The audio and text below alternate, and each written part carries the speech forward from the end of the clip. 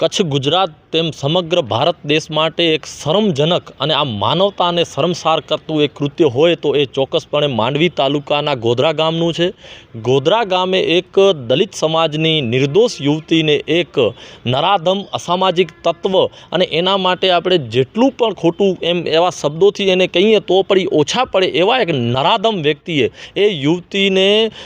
એક તરફી પ્રેમના સંદર્ભમાં જ્યારે એની સાથે વાત કરે છે ને એ ના કરે છે ત્યારે એ યુવતીનું કોઈ કારણ એ ન કરી અને જાણે એને ન તાબે થવાની વાતે એ વ્યક્તિએ એની સરા જાહેર સવારના 6 વાગે તીક્ષ્ણ હથિયારોથી એનું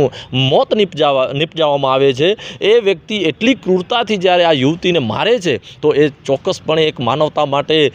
ગંભીર અને શરમજનક બાબત છે। આ મુદ્દે ચોક્કસ સમગ્ર કચ્છ તેમજ ગુજરાતભરમાં આ માટે એક રોષની લાગણી ફેલાઈ છે અને અનુસૂચિત જાતિ સમાજ સાથે સર્વ સમાજ આ બાબતે ચોક્કસ એ નરાધમને ફાંસીના માચડે ચડાવવા માટે જાણે બાયો બાંધી છે। ગત દિવસે અમે દરેક અનુસૂચિત જાતિ સમાજના આગેવાનો સાથે મળી અને આ મુદ્દે આવતીકાલે મૌન રેલી જે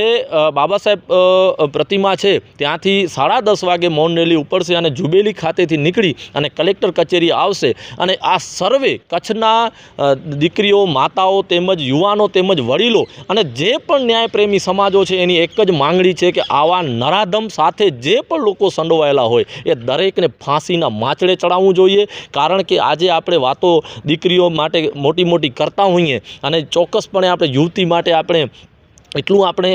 સંવેદના હોવી જોઈએ કારણ કે આજે આ ગૌરીબેન સાથે બનાવ બન્યો છે, આ એક દલિત સમાજ સાથે બનાવ બન્યો છે। આગામી સમયમાં કોઈ પણ સમાજ સાથે અથવા કોઈ પણ દીકરી સાથે આ બનાવ ન બનવું જોઈએ એના માટે ચોક્કસપણે એવો એક ધાક બેસાડતો દાખલો બેસાડવા માટે ચોક્કસ આવતીકાલે ખૂબ મોટી સંખ્યામાં લોકો જોડાઈ અને અમે કચ્છભરના દરેક સમાજના લોકોને અપીલ કરીએ છીએ કે આ નાત જાત ધર્મ ભૂલી અને પક્ષપાત દરેક વસ્તુને ભૂલી અને ફક્ત એક યુવતી છે, એક દીકરી છે, જે દીકરીને આપણે માન સન્માન આપી અને આ એને ન્યાય માટેની લડતમાં જોડાઈ અને એક જ માંગ કરવાની છે કે આવા નરાધમને ફાંસી મળે અને એની સાથે સંડોવાયેલા દરેક વ્યક્તિને ચોક્કસપણે ફાંસી મળે અને આકરામાં આકરી સજા થાય। સાથે આ બાબતે અન્ય અમારી જે માંગણીઓ છે આવતીકાલે કલેક્ટર સાહેબ પાસે રાખી અને એ માંગણીઓ અમે ચોક્કસ રજૂ કરશું અને આ મુદ્દે ફરીથી કચ્છભરના દરેક યુવાનોને, મહિલાઓને, વડીલોને તેમજ જે પણ ન્યાય પ્રેમી માણસો છે દરેકને અમે અપીલ કરીએ છીએ કે આ મુદ્દે ગૌરીબેનને ન્યાય અપાવવા માટે આવતીકાલે 10:30 વાગે બાબા સાહેબ આંબેડકરની પ્રતિમા પાસે અચૂકપણે હાજર રહી અને ગૌરીબેનને ન્યાય અપાવવા માટે આપણે એક થઈએ। ચોક્કસપણે આ બાબત ગંભીર કહેવાય કે જ્યારે એક દીકરીની સરા જાહેર હત્યા થતી હોય, સવારના એ ઘરેથી નીકળે અને સવારના 6 વાગે એને તીક્ષ્ણ હથિયારો દ્વારા એને મારી નાખવામાં આવતું હોય ત્યારે પોલીસ એનામાં પોતાની નાલાયકી કરતું અમને જણાઈ રહ્યું છે। કારણ કે એ યુવક 6 વાગે મારી અને 7 વાગે એ દવા પી લીધી એવું નિવેદન માંડવીની એક આરોગ્ય હોસ્પિટલમાં એવું કહે છે કે એ 7 વાગે મેં દવા પીધી છે, 4 વાગે એવું બતાવતું હોય તો એ માણસ 4 વાગે ત્યાં હોસ્પિટલમાં દાખલ થયો તો 7 વાગે જો એ દવા પીધી હોય તો એટલા કલાકોમાં એણે શું કર્યું? પછી 20 કિલોમીટર માંડવીની હોસ્પિટલમાં જતો હોય તો 20 કિલોમીટર બાઇક ચલાવીને જવું દવા પીધા બાદ તે પણ એક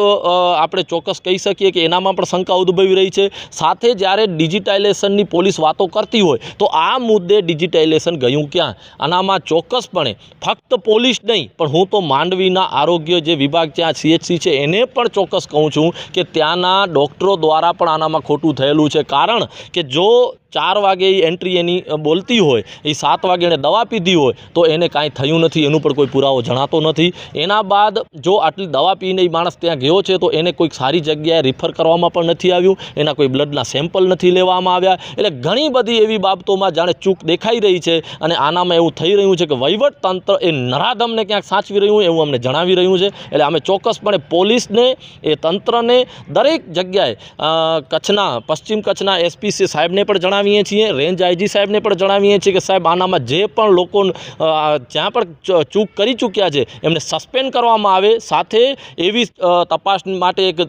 કમિટી બેસાડવામાં આવે જેનામાં ચોક્કસ તટસ્થ તપાસ થાય અને એ તપાસના પગલે જે પણ આગળ જતા નિર્ણય ચોક્કસ તપાસમાં જે પણ નીકળે એ દરેક લોકોને છોડવામાં ના આવે। આની સાથે આ ફક્ત નહીં હોય, એક જ જણો નહીં હોય, કારણ કે આટલું બધું મોટું કૃત્ય કરવું હોય તો તો ઘણા બધા લોકો સાથે આ ક્યાંક સંડોવાયેલો હશે તો એનામાં જે પણ હોય એને દરેકને ચોક્કસપણે એનામાં ફરિયાદમાં લઈ લેવામાં આવે ને એના વિરુદ્ધ કાયદેસરના પગલાં લેવામાં આવે. ચોક્કસ અમે રાજ્યના ગૃહમંત્રીને પણ કહીએ છીએ કે સાહેબ જ્યાં કોઈ આવો બનાવ બનતો હોય અને હમણાં ટૂંક સમય પહેલાં એક મહિલાનો પણ સરઘસ કાઢવામાં આવ્યો તો આ નરાધમે તો એક